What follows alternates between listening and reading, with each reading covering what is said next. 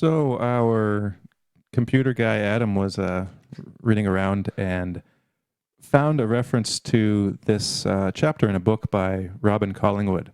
We've talked about Collingwood a few times on the show before. We might have talked about his books, maybe Idea of History, but definitely Speculum Mentis. This was in reference to an interview with Jordan Peterson and Stephen Hicks. Is that his name? Yeah. Yeah, the guy that wrote the Understanding Postmodernism. We actually interviewed him on the Truth Perspective a couple of years ago, I think. So he had this chapter. A reader had sent it into him, so he posted it on his website. The chapter is called "The Propaganda of Irrationalism," and it's in a book he wrote in 1939, I believe, published in 1940, called an essay on metaphysics. And so it's a book on metaphysics. What is metaphysics? And so in this middle section, he gets into some ideas that were like some ideas and trends in thought that were going on in the time he was writing. So 1930s and the time leading up to that, they were kind of anti-metaphysics. And so that's why he's got this chapter, "The Propaganda of Irrationalism." He's specifically writing this in reference to psychology of his time.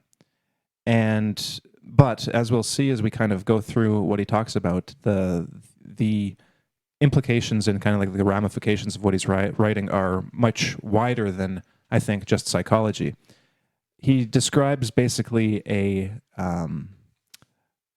trend and something that he saw as a very negative trend in like the history of thought, which is primarily what Collingwood was interested in, and kind of a tragedy of thought as well, because he saw basically this triumph of irrationalism in the academic world and saw that as kind of a portent of doom for the future of humanity, because Collingwood, being a philosopher himself, he's very insistent on the importance of philosophy, the importance of like clear thought, of systematic thinking, and what that means and what that does for society as a whole and the progression of society, and essentially what the future will bring.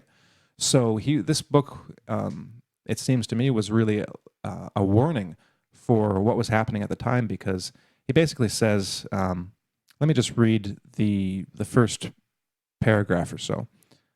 He says, let us suppose a civilization whose most characteristic features had for many centuries been based upon the predominance among those who shared it of the belief that truth was the most important thing in the world, and that consequently scientific thinking, systematic, orderly thinking, theoretical and practical alike, pursued with all the energy at his command and with all the skill and care at his disposal, was the most valuable thing man could do. In such a civilization, every feature would be marked with some peculiar characteristic derived from this prevailing habit of mind, and not to be expected in a civilization differently based.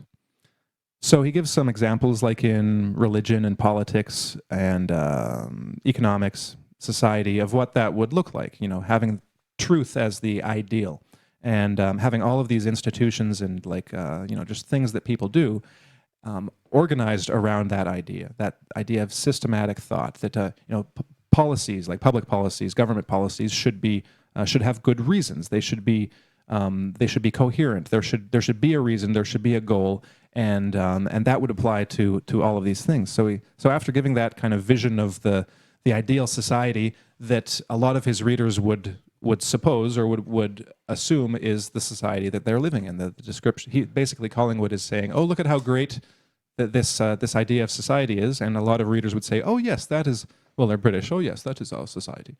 But then he says, now let us suppose that such a civilization had been in existence for a long time, during which the application of its fundamental principles had reached a somewhat elaborate development. Suppose, for example, that the rationalization of economic life had reached such a point that its population could not be kept alive at all, or protected from starvation and disease, let alone kept in the degree of comfort to which they had become accustomed, except by the ceaseless exertions of innumerable scientists. And suppose that now within this same civilization, a movement grew up, hostile to these fundamental principles. I will not speak of a conspiracy to destroy civilization, not because I shrink from a notion so reminiscent of a detective novel, but because what I am thinking of is something less conscious, less deliberate, less dependent upon the sinister activities of any mere gang than a conspiracy. Something more like an epidemic disease, a kind of epidemic withering of belief in the importance of truth and in the obligation to think and act in a systematic and methodical way. Such an irrationalist epidemic infecting religion would turn it from a worship of truth to a worship of emotion and a cultivation of certain emotional states. Then he goes on saying the same things about education, basically instilling this unscientific thinking and like a contempt for ideas and kind of like this scientific way of approaching of thought, ideas in general. And then in politics, a focus on the immediate emotional thinking as opposed to a reasoned policy making. And leaders who focus on simply personifying the mass emotions of society. And he's writing this in 1939, so I think he could have been referencing Hitler here, because that's exactly what Hitler did. Not just Hitler, but Hitler was essentially personifying the mass emotions, and that's one of the things that Jordan Peterson points out about Hitler, is that like it wasn't necessarily Hitler leading the crowd. Hitler would pick up on what the crowd was going along with, and then he'd amplify it. So that's essentially how Hitler gained so much like popularity, was by feeding into and feeding off of the emotion of the crowd. And same thing, like society, the personal communications, and that leaves kind of two modes of interacting with just with life, with people, and with society, and that would be like being persuaded by emotions. And what's the opposite side of that is terror. They're both emotional means of influence and of like pursuing goals. What do you have? You have either to be in like emotional resonance with someone, or to emotionally terrorize another person. That's basically what it comes down to. But we have these modes of irrationalism infecting all of these areas. Now, so maybe one last quote before we kind of discuss some of this and get into some other things. Next, let us suppose that the tissues of the civilization invaded by this irrationalist disease are to a considerable extent resisting it. The result will be that the infection can progress only by concealing its true character behind a mask of conformity to the spirit of the civilization it is attacking. The success of the attack will be conditional on the victim's suspicions not being aroused. Thus, in educational institutions, an explicit proposal to abandon the practice of orderly and systematic thinking would only bring those who made it into disrepute, and discredit them with the very persons they were trying to infect. But so long as nothing like a panic was created, liberties could be taken that would quickly have proved fatal among persons whose faith in scientific thought had not already been weakened. Let a sufficient number of men whose intellectual respectability is vouched for by their academic position pay sufficient lip service to the ideals of scientific method, and they will be allowed to teach by example whatever kind of anti-science they like, even if this involves a hardly disguised breach with all the accepted canons of scientific method. So then he goes on to basically say, imply and then say explicitly that this is the situation that his society is actually in at that moment in the 1930s. And he does make the point that things aren't so bad that they can get worse.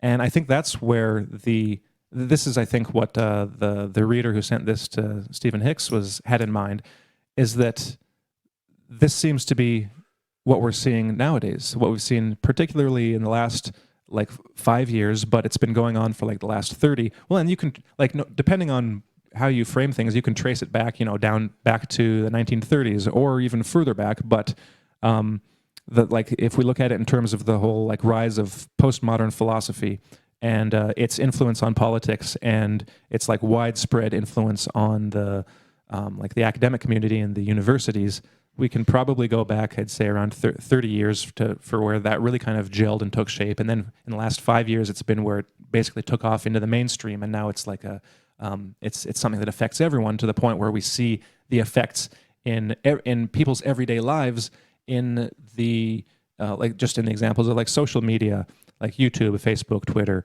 or or in academic life and student life, in the kind of call-out culture and the deplatforming of certain political voices, and it seems to have reached the point where the the the consequences have now reached down into like everyday people to the point where you've got some random guy in the UK who just will retweet something on Twitter, and then he's getting a visit from the police because someone has called him out for hate speech, when it's arguable with that what he had posted was even hate speech in the first place.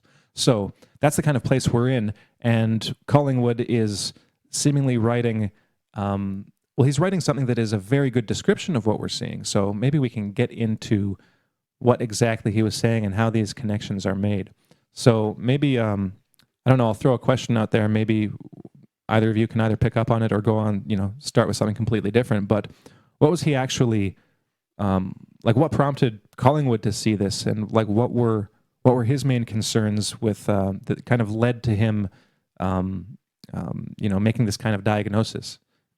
Any thoughts on that, or did you guys just want to go off in a completely different direction? Well, being a very rigorous thinker and philosopher, I could only imagine that he saw certain in his own time and place, a lot of sloppy thinking, a lot of appeal to emotions, and a lot of social contagion that he saw. He uses the word epidemic. He could see in his time and place in his society how certain ideas got promulgated and shared and pushed through to such an extent that he must have been scratching his head at the phenomenon and felt compelled to write about it. And when reading this section from his book, I thought, my God, this is so relevant to this time and place, to what we're seeing right now, to all the news we've been reading about, to the examples that you cited, Harrison, that it does us well to go back and to look at deep thinkers like Collingwood, who saw and were able to see these perennial developments in any society or culture, and specifically point to the phenomena, the types of thinking that informed the disintegration of Western society. There were a couple of news items that we had covered in the past year, in particular, that I felt were stark examples of the type of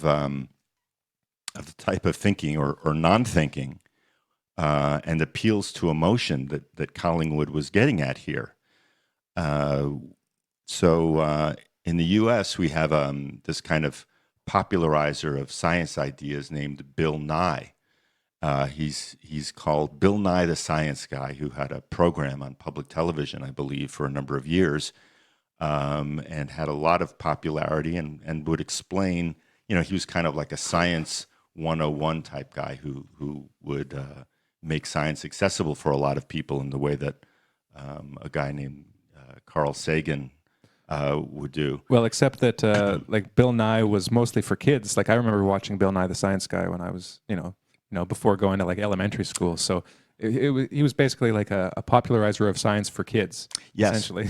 But now you have a whole generation of people who have, grown up listening to the guy, who might, have only had him as that kind of trustworthy source of basic science, right? Because he's the guy who talks about the scientific method and is championing the kind of excellence that science is capable of using or explaining our world to us.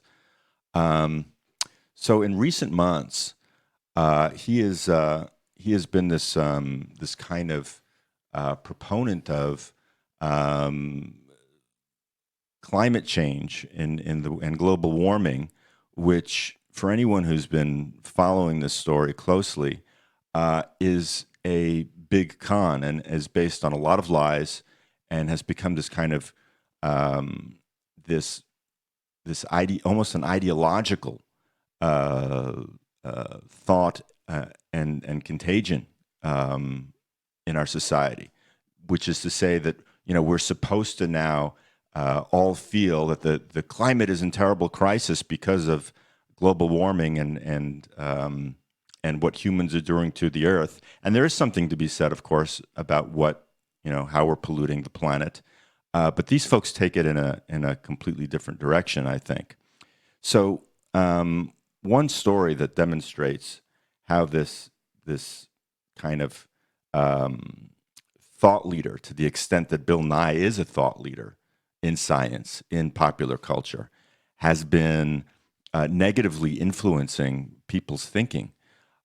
He was recently on the John Oliver show, which is a kind of it's called Last Week Tonight with John Oliver, where Oliver gets into this kind of political satirical commentary, which is sometimes correct and quite often very wrong.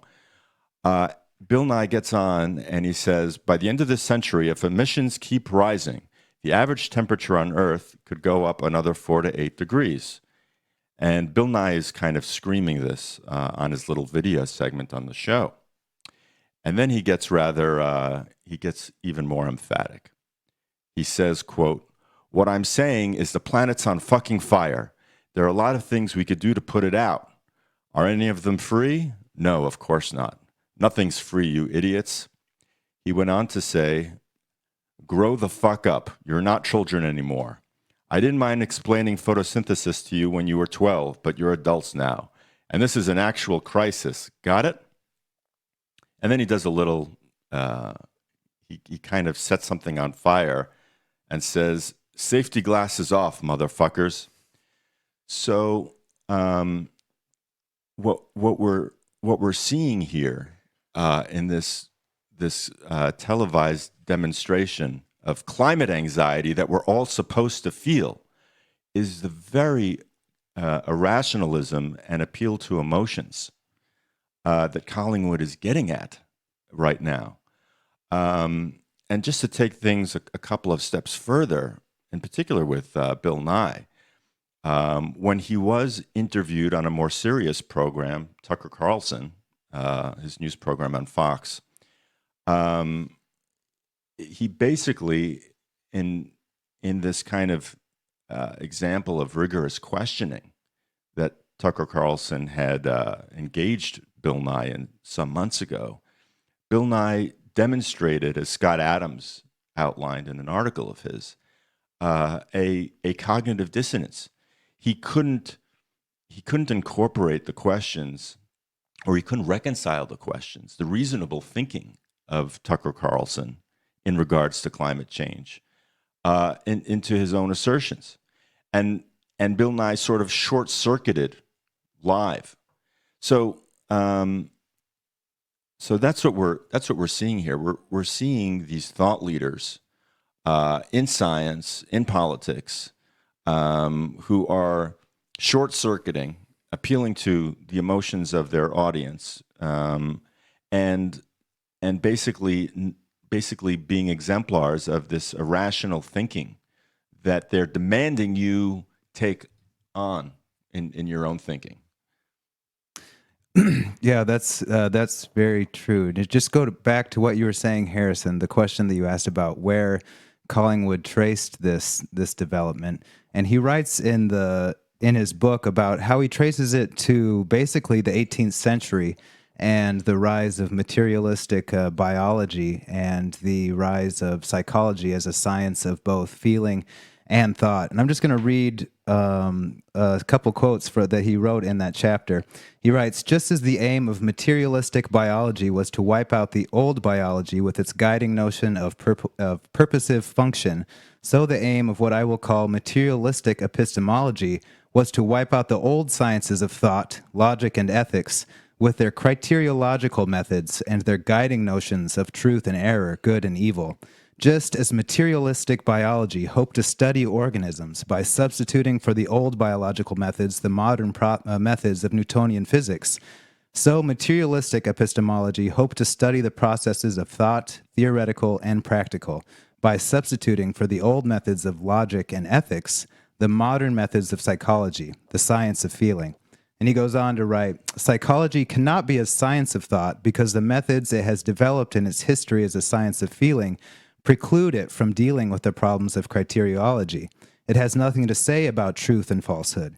If a science of feeling has nothing to say about truth and falsehood, nobody need worry. To discuss these things is not its business. It is the business of the science of thought. But if a science of thought has nothing to say about truth and falsehood, the omission becomes important. It can only mean that according to this science, the distinction does not exist. And this is what psychology as the science of thought does, implicitly at any rate, teach. That the distinction between truth and falsehood is part of that antiquated lumber which has at last, thanks to its own success in superseding a logical science of thought by a psychological, been thrown on the dust heap. So he really laments, I think, the collapse of logic as a rigorous science, a rigorous study of the various, more or less concrete methods of thinking, notions or criteria like the non-self-contradiction. Like you can't say that one thing that immediately contradicts the other and then expect, anybody to actually take you seriously. And he points out that a lot of the psychological theories that he was reading at the time, whether it was like behavioral type theories or Freudian, that they would do just that. In order to explain ways of thinking, they would propose like this set of neurons, when activated, leads to a lesser, activated state. And then, one page later say the same set when activated leads to, the completely opposite result. And so he was pointing all these examples out and saying that he saw in, not just in psychology, but as I said, he traced it back further into the rise of materialism itself and materialistic biology and the attacks on Christian, ideals. But he saw that this way of erasing these very fundamental presuppositions we have about reality, truth and error, good and evil, that by erasing them and then lumping everything that, everything concerning thought, concerning truth, and concerning emotion and sensations together into one package known as psychology, made it so that you couldn't have an actual conversation about the mind because that wasn't what psychology was about. Then he goes, he says he's not attacking psychology or psychologists at all, and he even says the people he's criticizing, he doesn't think are consciously guilty and are highly intelligent men in their field. But the problem is that just by default, as he said, psychology as a science has grown to study emotions and sensations and has produced numerous, positive things. Like today, you think about all the psychologists and their popularity, and they're popular because we have so many issues. Jordan Peterson, Jonathan Haidt, and Adam, our radio guy, and I were talking the other day about all of these psychologists and how important they are.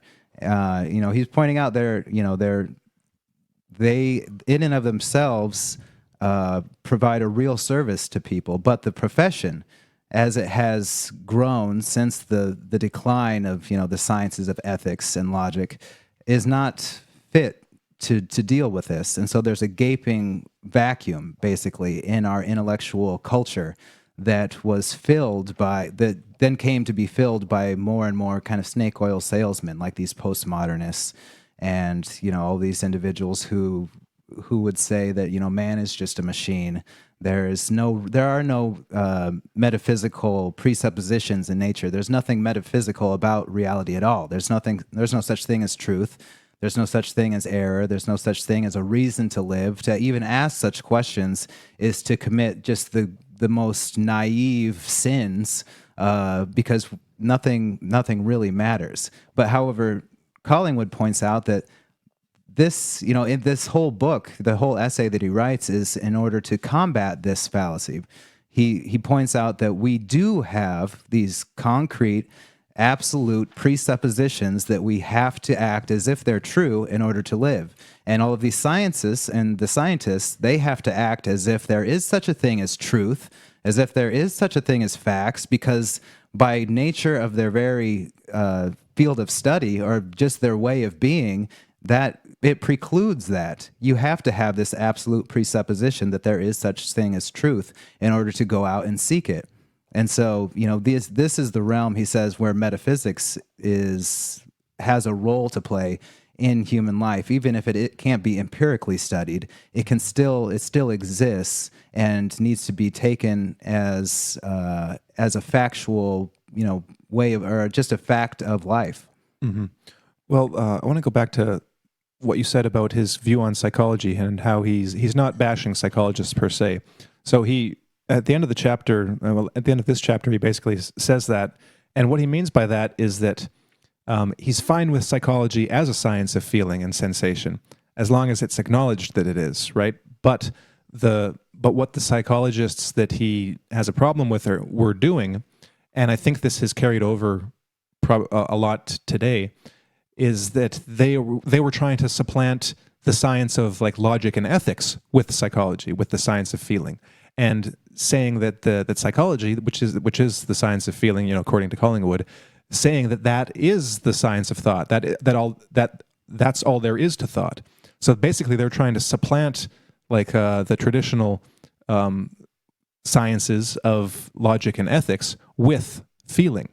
And so by doing that, and we'll get into the reasons why that happened, I think, by doing that, they've set themselves up as the kind of the standard for truth and logic, but without the actual acknowledgement of like the existence of truth or logic, or a justification for why truth and logic should be like a reasonable standard by which to do their science, which leaves it at this kind of self-contradictory mess.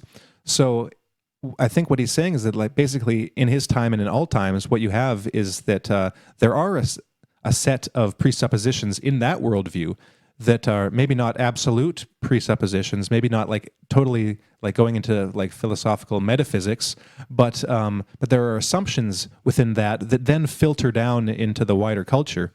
And we've seen that playing out, like Ilan brought out, the example, the modern example of Bill Nye, and in the wider sphere of postmodernism, that's what we see. We see a set of like philosophical assumptions and basically like propositions, statements that are left unsaid, but which they're often left unsaid, but which permeate throughout the culture and then have an effect. And that would be like there is the postmodern suggestion, at least, or the explicit proposition in certain cases that there is no truth, which is just complete nonsense. Because, like we've said several times on the show, whenever you say that there is no truth, you're assuming the truth of that statement. There's a presupposition in that statement that there is a standard of truth, and that standard is guiding and like shaping your own statement. You say it because you believe it is true, and you're essentially trying to persuade the people you're talking to that statement is true. So you're trying to convince other people of the truth of the idea that there is no truth, which doesn't make any sense. And what you have from that is that when you supplant, when you supplant truth as the ideal of like the ultimate ideal and the ultimate like value of society and everything that comes from that of just life in general. So on all levels, from your individual life to society to all of the like endeavors that humans engage in, when you supplant that idea of truth, you're left with emotionalism. You're left with irrationality, as Collingwood calls it. So that's when you have. So even though you're totally contradicting yourself, you're still able to get things done, but you're doing them in such a way that goes against that ultimate value of truth. You're now behaving in such a way and setting up essentially your goals in life, in whatever sphere of life you're acting, whether it's like an academic position or in your job or in your policy making or whatever sphere of life, you are now supplanting that ideal of truth and just leaving what feels right, what feels good.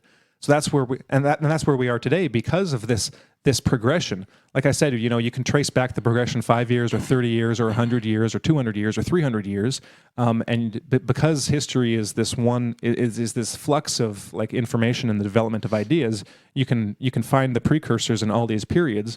And so I think one of the things I want to do is to identify some of those in this show, but But what you have as a result of all that now is are these ideas like the need for safe spaces, the total, like the offense taken at offensive things, to the point where it's now more important to shield yourself from someone saying something that offends you than it is to either listen to that that offensive thing and consider, oh, maybe that's true, or to just listen to it and decide that it's false and then leave it at that.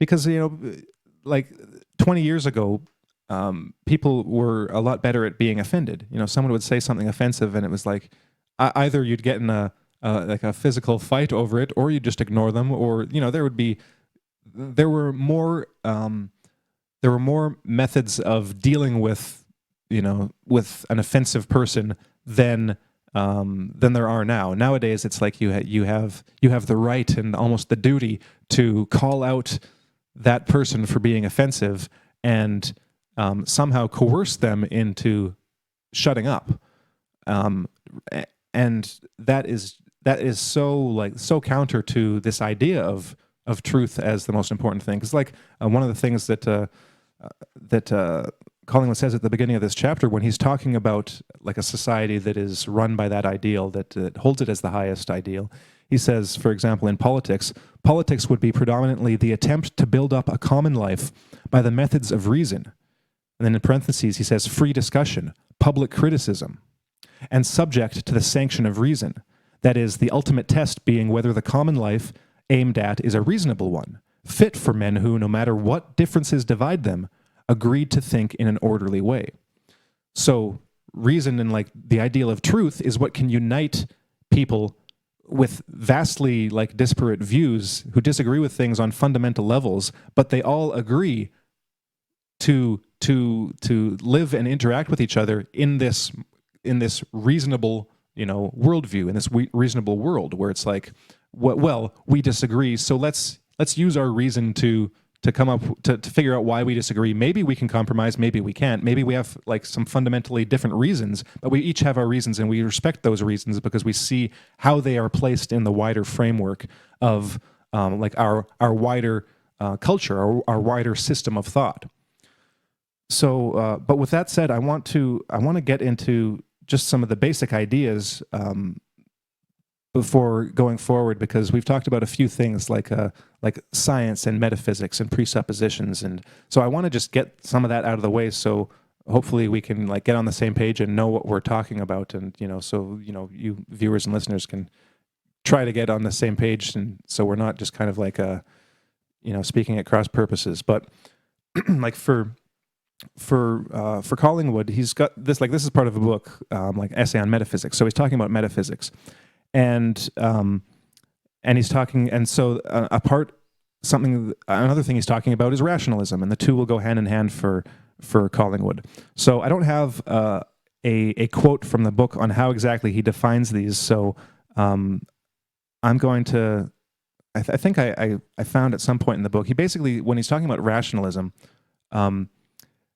he's defining rationalism as like the metaphysical analysis of the nature of things. So metaphysics comes from Aristotle. That's why you have the word. And originally it was just like he wrote a section in his book on like physics, and then he had the section after physics, which was metaphysics. And this was about like the root, like first principles, or like what Collingwood would call like absolute presuppositions, or like the most general abstractions about the nature of things, the nature of reality.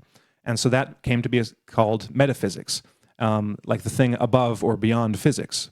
Physics being, what we can think of as physics too, the description and like analysis and like explication of the way that physical things interact. So today, that is mostly a mathematical endeavor with the mathematics of energy and motion and quantum physics and all that stuff.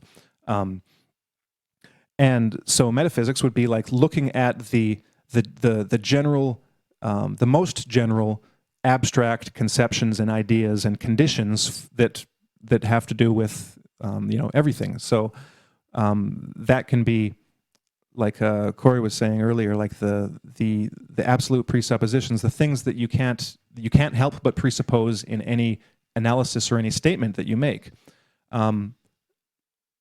and so back to rationalism. Another part of rationalism, well, part of like the root of the word is reason. So the reasons for things, not necessarily just a description of the bare facts, but the reasons for things, the reasons why things happen, or one thing is like this and not like the other, and then put together like a system of metaphysics will be like the overall pattern of these general conceptions. So I want to go back like 300 years or so and give a little background. Now, Collingwood, I don't know if Collingwood does this because I haven't read the whole book. I've just kind of flipped back and forth and then read this chapter. But a book that I think is really relevant along the same lines is Whitehead's book called Science and the Modern World, because he goes back and he traces like the history of ideas for like the past 300-400 years, the rise of science and the metaphysics or the lack of metaphysics of the scientific worldview. So before getting into that, one other word that Collingwood uses is the word science. So when he uses the word science, he at one point explicitly says that when he's talking about science, he's using it in the most general sense possible as like, any kind of like systematic, ordered, any kind of like ordered system of thought. And so that would apply to something like logic or ethics or anything. He's not, but when most people think of science, they think of like what Collingwood would call natural science. It's like a branch of science. So what Whitehead is doing in his book, Science in the Modern World, he's looking at natural science. And he argues that the scientific worldview, the natural science, what we now know as the scientific worldview, is itself irrational. It's even anti-rational. The reason he says that is because, he'd agree with Collingwood that it's very ordered and systematized, and it's a system where one part influences the other part, and they can't contradict each other. So that's how you have like the ordered system that describes physics, and the search for an ordered system, like the search to reconcile different like physical theories together. Like that's what Einstein was trying to do with unified field theory, like to try to take all these different theories that describe different aspects of life, see how they or nature, see how they relate to each other, and then fit them together in a coherent whole. But the reason that science is anti-rational, Whitehead would say, is because he would say that a rational system, like a system of rationalism, were like the ancient Greeks. The ancient Greeks, like Aristotle, they developed like a system of metaphysics with these grand general abstractions and conceptions that themselves all fit together coherently in a logical like coherent whole or pattern. And that was like a full like metaphysical system that Aristotle developed. Of course, it had its problems, and so modern philosophers, of course, have certain problems with Aristotle, just like with every other philosopher. But then in like the Middle Ages, you had the kind of scholastic school of theology, like from Thomas Aquinas, and that too was based. His philosophy was based on Aristotle, and that itself also was like this coherent whole. But what happened when you had the scientific kind of revolution and all these new scientists come out is that they divorced themselves from that system of rationalism, and they were less focused on the abstract abstract logic and the system of concepts behind physics, and more focused just on the physics, just on the almost exclusively on the concrete examples of the things that they could study, the particulars, so they had like this hyper focus on like physical like events in the world that they studied and they tried to get to the bottom of. And the reason that Whitehead says that was irrational is because if you look at how science progressed, there was oftentimes no dialogue with the philosophy of the time. So along comes Hume, who gives this like airtight argument for why it's impossible to extrapolate from examples, like particular examples of one thing happening to the other, and then to extrapolate from that a law or a cause, like a universal law that says that, well, that will always happen, like one after the other. That cause will always have this effect. Hume argued that that was impossible to come by because all we had were our perceptions of that event, and from the perception, it doesn't follow that we can extrapolate anything beyond the perception that one thing happened after another after another thing. In the future, it might happen that something else happened after that thing. He couldn't find any obvious reason for why there was something intrinsic between like a cause and effect. And so scientists were just totally uninfluenced by that. They didn't even respond to it. They just kept studying, these causes and effects. So Whitehead said they were basically guided by a supreme faith, and the faith was that their faith was in these laws of the universe. But there was no reason why. There's no obvious reason why they should have that as a hypothesis, that there should be this overarching law, and they had no reason for believing in these overarching laws, and no justification for how that could happen, aside from maybe like their theology if they were religious. Oh, well, it was just that's God's law, that's it. But the faith was in this overarching law, but without a philosophical justification for it. So that's why, like, Whiteheads would argue that they were fundamentally irrational, is because they didn't have a philosophy to justify like the most important things about what they were arguing for. So like the universal law of gravitation. Well, why is gravity universal? Why did Newton make this grand case for the idea that like gravity would apply the same everywhere and always? That doesn't follow from just observing that gravity applies in the however many instances Newton observed gravity to apply in that way. It doesn't follow from a series of particulars that there will be a general rule to encompass all of those particular occasions on which this thing will happen. What that requires is a developed system of metaphysics. And so the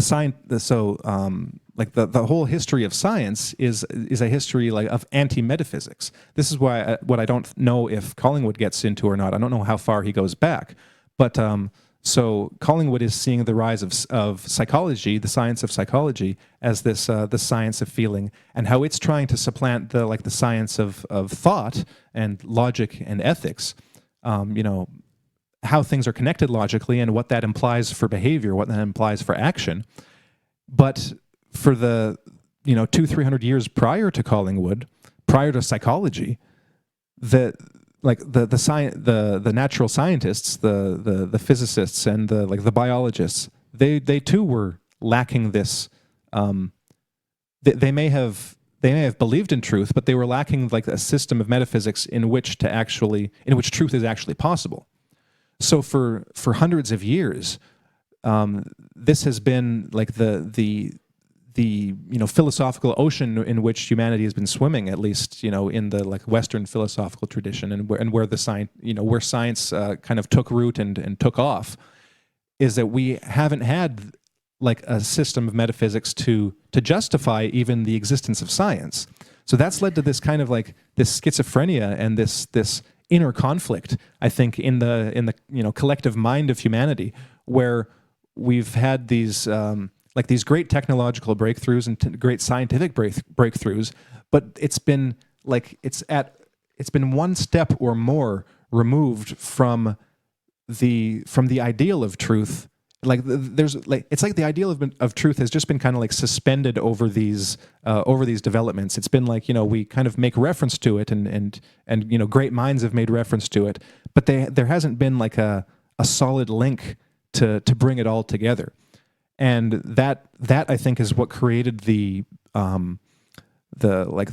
soil in which what Collingwood is describing grew. So that's how psychology as a science of feeling was able to say of itself that it was the science of thought, is because the science of thought had been so relegated to to the past and to theology that there was no real reason to fall back on, not to fall back on, but to appeal to metaphysics, or to have this marriage of philosophy and science. Science has been very sequestered from philosophy. So that's how psychology comes in and now says, oh well, we're the science of thought, really because the science of thought had been left to decay or just left to its own department in the universities. And so we have, back in the early 1900s, this rise of irrationalism because of like a rise of irrationalism that had happened over the last hundreds of years. So now all of that has compounded today, because since Collingwood's time, like metaphysics has no greater position than it did then. In fact, probably a lesser position. You don't often find, like in most of the books that I read on various topics, like there's no real discussion of philosophy. You have to read a philosophy book in order to get a discussion of philosophy, and not many people read philosophy. But like Collingwood says, it's like that's actually extremely important. For not only for science but for society itself, to make sure that we are thinking orderly and systematically, because that will have an effect on everything else that we do, because we are influenced by philosophy whether we like it or not. We either have an implicit philosophy that remains unexamined and unelaborated, or we can try to do that elaboration, try to make that philosophy explicit, because by making it explicit, you'll find some things that are like absolute that you can't get around, and you'll find some presuppositions that you have, some assumptions that you're making that you analyze and say, well, wait a second, that actually doesn't make sense. That's not true. The way the philosophy I've been like living out in my life hasn't been true. It doesn't conform to my nature. It doesn't conform to the nature of the wider world, like in general. And maybe I should make some changes. When the philosophy is left implicit, all the errors that are implicit in that philosophy can then get expressed, and they get expressed because intellectual kind of developments tend to filter from the top down. Everyone ends up being influenced in one way or another by the implicit assumptions that are made by the like intellectual leaders of the age, essentially. Mm-hmm. Oh, Harrison, I really liked what you said about how scientists could be considered anti-rational, because that just seems so counterintuitive. Mm-hmm. You think, scientists are held up as the arch-rational beings, in modern society, in the modern age. But it sounds like the reason they're not considered rational is because they lack a system of metaphysics. And if you lack a system of metaphysics, then you have no real conscious appreciation of the qualities that are governing your life, of why you're doing what you're doing. You're just doing it because, like you said, you have faith. You just have faith that you have to do this because implicit reasoning. It's just implicit reasoning, but then that's not the fault of the scientists per se. You'd think that is there's something else going on there, some philosophical gap that hasn't been filled. Like you pointed out, like David Hume, he advanced this powerful argument about why cause and effect can't exist. When metaphysically, that's actually one of the things that Collingwood says is an absolute presupposition of science. So, what is philosophy doing if it's just attacking the absolute presuppositions and then just failing? I mean, you can't blame anybody for not listening. There's no reason for you to go to work today. Well, I have to go to work. That's just something that I have to do. So I don't care if you tell me that it's, or you can't go to work today, or how do you know that you can go to work today? It's like, all those things, you're like, whatever, you're just wiseacring. So it sounds like there was an epidemic of wiseacring and that is one area where this epidemic of irrationalism really festered, was in the philosophy departments in the West, especially with the counter-enlightenment, with all of the philosophers who said that, there's no way that you can know that something exists for real, that's everything exists is in your mind. They'll say it to one extent to another, but there was a whole string of philosophers who argued such things, from Immanuel Kant to, David Hume, Hegel, the Hegelian dialectic that basically enshrined, self-contradiction into philosophy. Like, rather than the principle of non-self-contradiction, he's like, everything is just contradiction. How about that'll be our new philosophy? So it's, there's a lot of a lot going on in the philosophical arena that perhaps was left to their own devices because the mind had been relegated to just like that waste bin of history, to paraphrase Collingwood. That there was just this general attitude change from the science, from science as being the study, the rigorous and systematic study of just about anything, to it being hyper-focused on a specific method in specifically materialistic terms. Mm-hmm. Whereas, before, like you pointed out, Aristotle had a science of metaphysics, as Collingwood would describe it, a science of, you have a science of philosophy, a science of metaphysics, a science of logic, and all of these things have their own worth. And quite clearly, perhaps at this point in history, we can understand their worth by their lack. At some point, maybe you only really realize what you've got when it's gone. And what does he says? He says, if the people who share a civilization are no longer on the whole convinced that the form of life which it tries to realize is worth realizing, nothing can save it. And that's just, a form of life a civilization is striving for.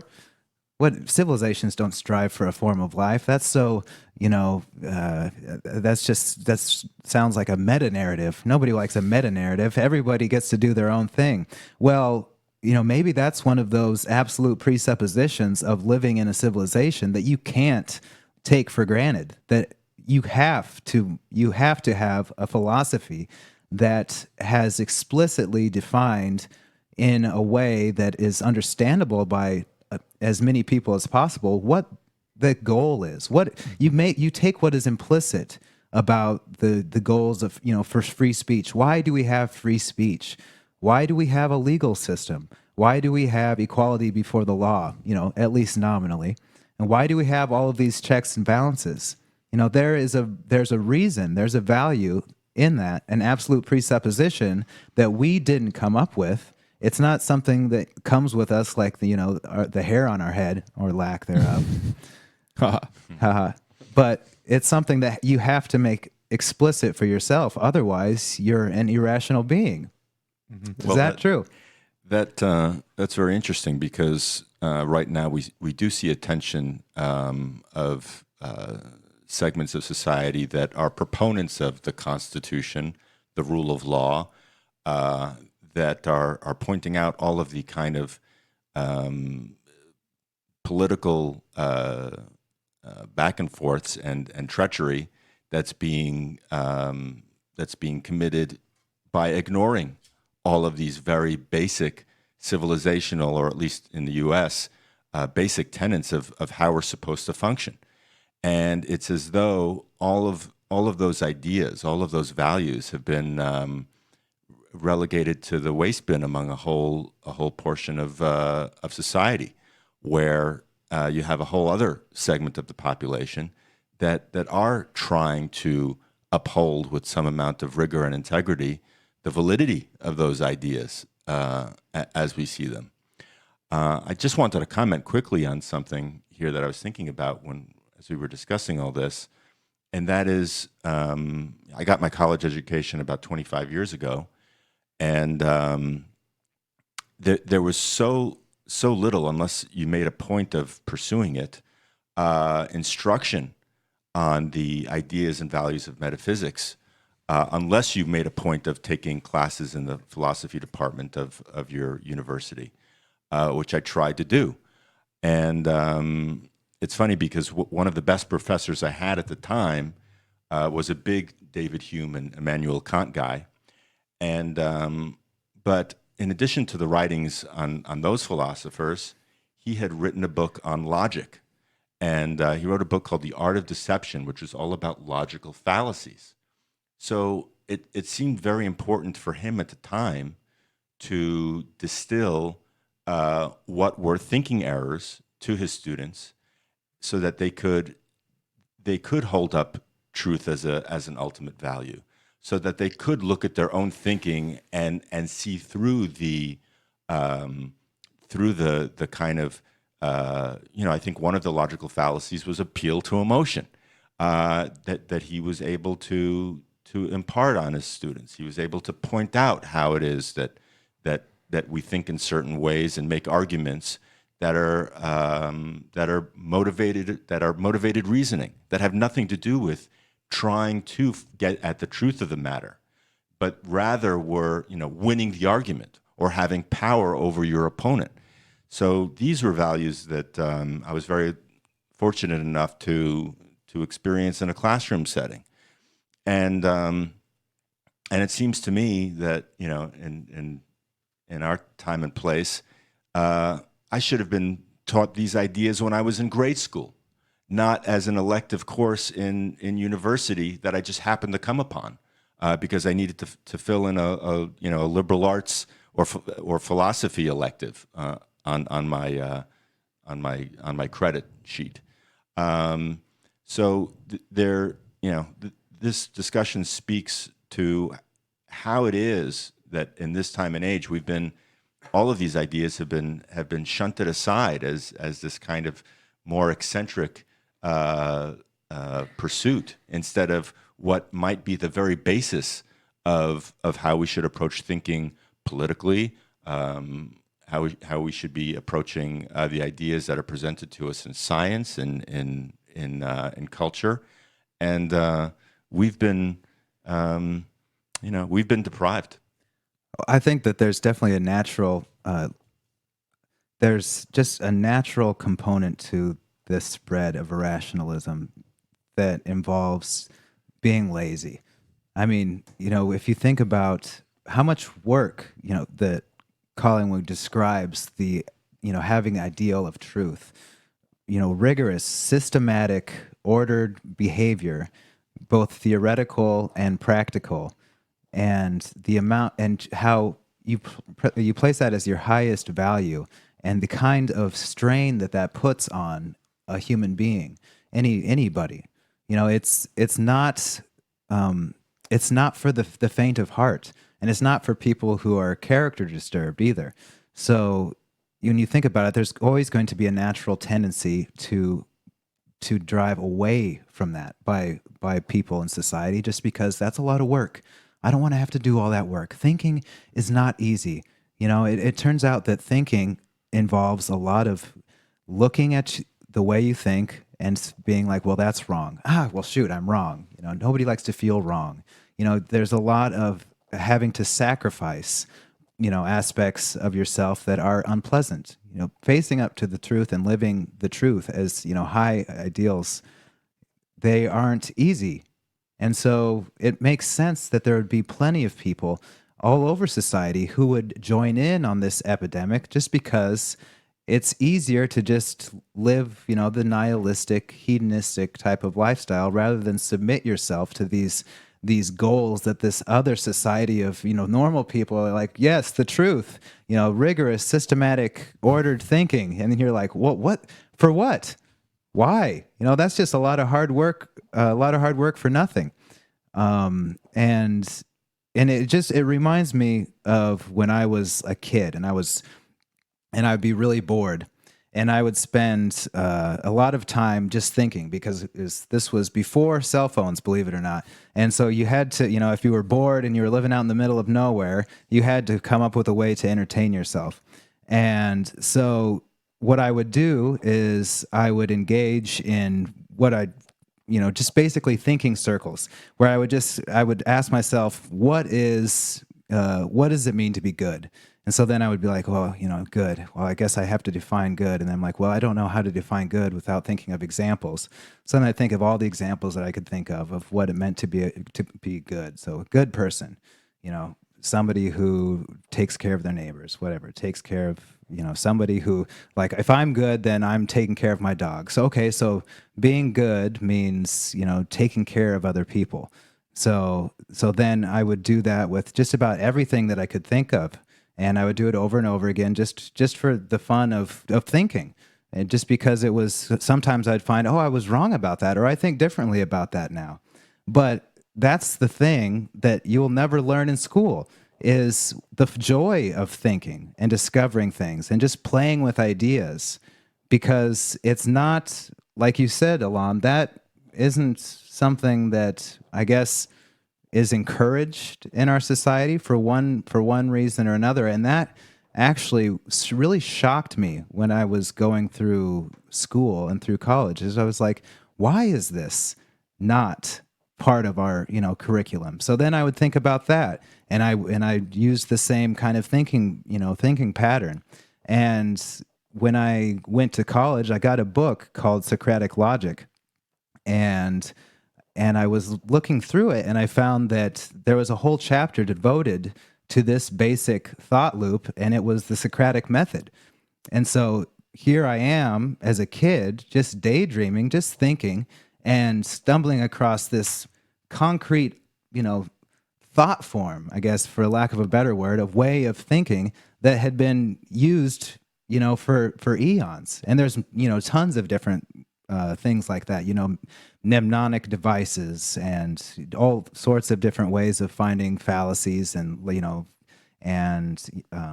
thinking logically. But there's an entire the point is that there's this entire world of thought that Collingwood is lamenting that we do not focus on, and that we don't have a science dedicated to, a science that we elevate, in the same way that we elevate the physical sciences.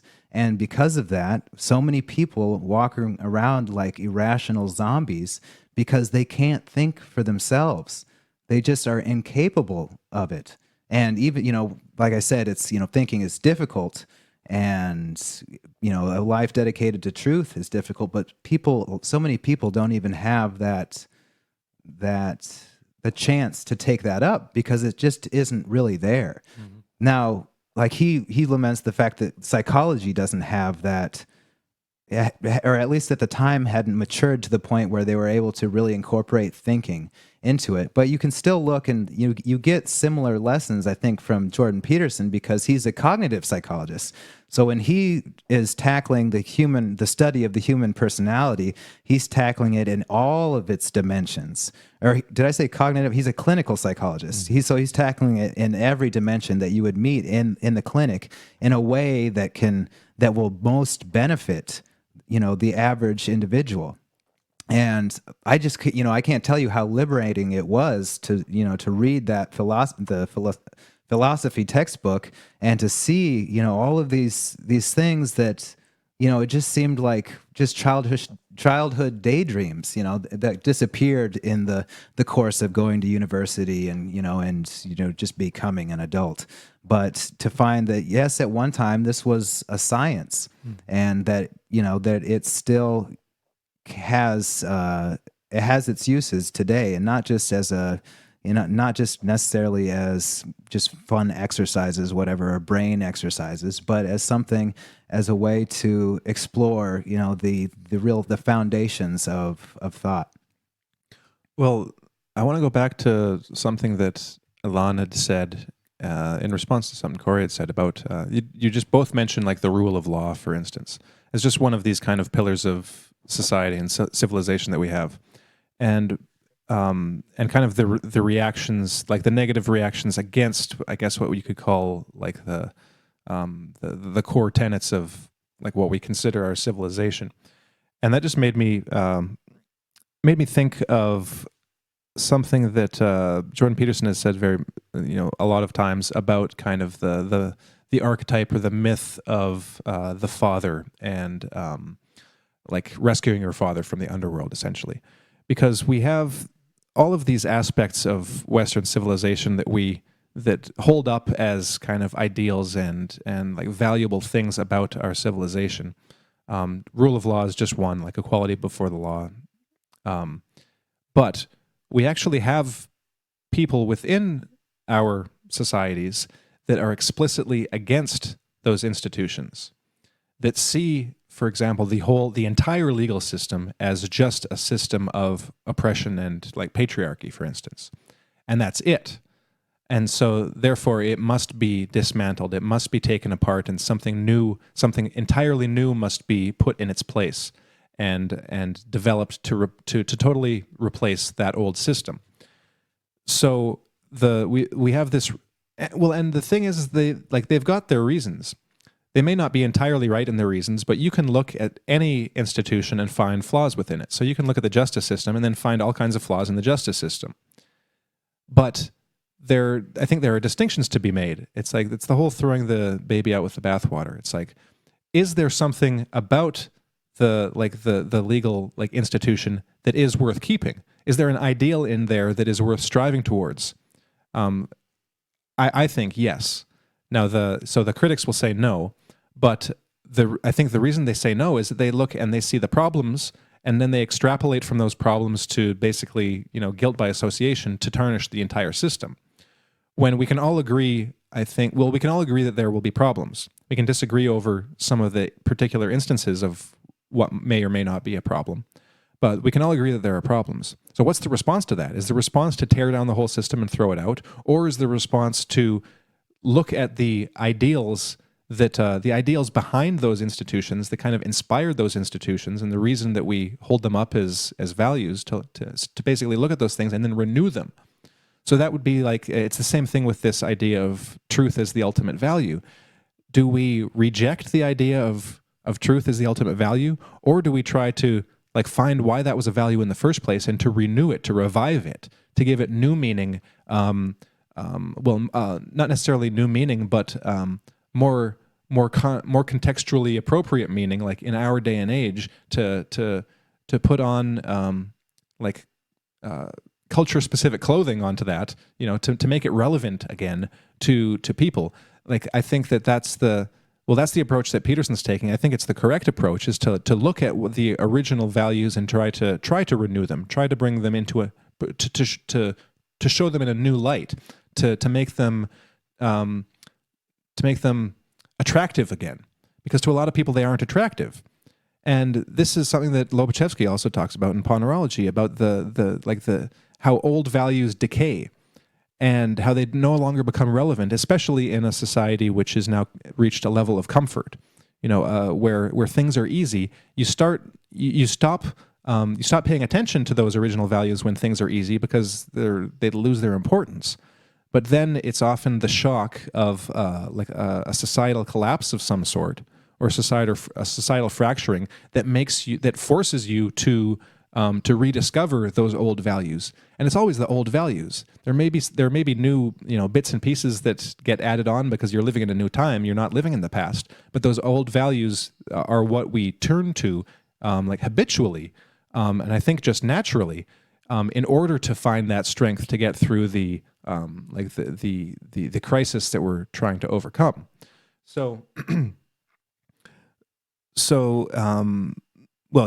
I'd say that's all I wanted to say about that. Just the kind of the idea of rescuing the father from the underworld. You don't murder the father. You don't murder your civilizational values that kind of that contribute who you are. You would essentially be killing yourself by doing so, and that's essentially what you're doing. But to instead rediscover what made those live options, in the past, and what continue to make them live options in the present. One other thing on, we were talking about philosophies and implicit philosophies and explicit philosophies and implicit motivations. I think this is just a good time to bring up James Carpenter's first sight ideas again, because that's what he's talking on an individual psychological level. So not just from the first sight perspective having to do with psi, but in the wider psychological field, again as the psychology of feeling, that we are ruled at any moment by tons of motivations, tons of goals and purposes that we're not aware of. And that's Carpenter's main point, and it's also the point of all the clinical psychologists, is that we have reasons, but we're not aware of our reasons. We do things and we're not aware of why we do them. We might think that we know, and we might come up with reasons, but for the most part, those will be confabulations and rationalizations. We come up with reasons after the fact that may not have any relationship with why we're actually doing the thing. The motivations and the impulses and the reasons that we do things are implicit. So one of the goals of a psychologist is to try to some degree to make those reasons explicit, to try to understand our hidden motivations, the things that we can't see about ourselves, the things that we do that we can't really explain, but which do have reasons. And so, taking zooming out from that individual psychological perspective to the wider kind of societal perspective, which also has its implications for the individuals within a society. You've got two options. You can basically be controlled by a philosophy that you do not explicitly understand, or you can develop your own philosophy by reference to other philosophers, because chances are you're not as smart as them. That's probably why you're not a philosopher. And to try to make as explicit as possible your own the deepest kind of presuppositions of your life, not just in reference to your personal likes and dislikes and the decisions you make, but on the very deepest level, your place within the entire structure of the universe, your place within the totality of everything that there is, what that means, what it means for you to exist, what it means for you to come to know something, and how you come to know something, and how the structure of reality allows for you to know something. And it's that at that level of abstraction, the most general concepts and conditions of reality possible, that's actually what then forms the substrate for all of your values and for the way that you actually live your life. Because if you really believed that there was no such thing as truth, that there was no such thing as actual values, if that were actually a possibility, well, it's not a possibility, but if it were, you wouldn't do anything. You wouldn't have any motivation to do anything, because there would be no possibility for a motivation, because there would be no possibility for value. That's the logical endpoint of postmodernism is non-existence, essentially. The only ontology, the only reality that could apply to the universe, to the cosmos, that would be what's the word? That would fit with that philosophy would be non-existence, because you need a philosophy that allows for things like motivations and for being itself. Postmodernism doesn't allow for any of those things. It doesn't, just because there is no truth. There is no star in the sky to direct yourself towards. There is no goal to direct yourself to. There is no standard for truth or beauty or justice or any of those things. So all that you can have is non-existence. You can't even have just a lazy person who doesn't get out of bed, because the very structure of reality wouldn't allow such a being to exist in the first place. It goes so deep that it doesn't just have implications for whether you want to do the right thing today. It's for whether you will exist or not. And if you exist, that there are certain presuppositions, certain general abstractions about reality that must they're inescapable. These inescapable presuppositions that allow for you to exist in the first place. And so without thinking about those things, you can't possibly live a life that is in pursuit of truth, and you can't possibly live a coherent life where your actions are in line with your ideals, with your philosophy, whether implicit or explicit. So, well, yeah. I would just say, since we're coming to the close of this show, that that's just a great takeaway for the whole purpose of Mind Matters and why we're doing this program to begin with. I think it's that there are all sorts of forces that are proponents of nihilistic, postmodern, relativistic thinking that seek to extract meaning and truth from our lives. And we don't want to look at the various developments in society and separate it so much that we can't see our own personal role in understanding our own individual parts and the roles that we play in helping to form and shape what is our civilization. And it shouldn't be taken for granted. So hopefully, these these ideas are empowering. That there is a a purpose, and there is a reason to work some of these ideas out for our own as individuals, and to, as much as possible anyway, because we don't really know how our thinking and how our actions based on truth can have a macro influence on the world at large, or the cosmos, as you said, Harrison. But if there is even an ounce of truth to the idea, if there is even a speck of validity to the notion that we have an influence on those around us, just based on our own self-development, our own self-work, our own coming to terms with these ideas, then why not? Certainly, it's even if it's just a hypothetical, it is still something worth pursuing. So, on that note, unless you had anything else you'd like to add, No, we'll say goodbye. yes, have a good one, folks. Thanks for listening. All right. Take care, everyone.